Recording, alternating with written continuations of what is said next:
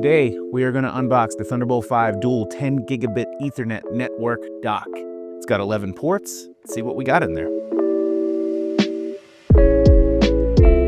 We have the dock, a Thunderbolt 5 cable, the power supply, a pin. This little attachment is to make sure that your cable does not come out.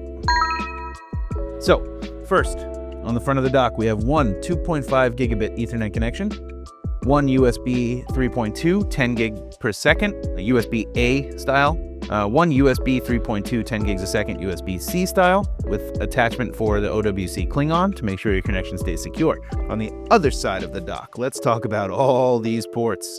Two USB 3.2 10 gigs a second USB-A ports, two 10 gigabit Ethernet connections. Move those video files from shared storage, etc., like our jellyfish. And then we have the uplink. So this is where you connect your Thunderbolt 5 cable.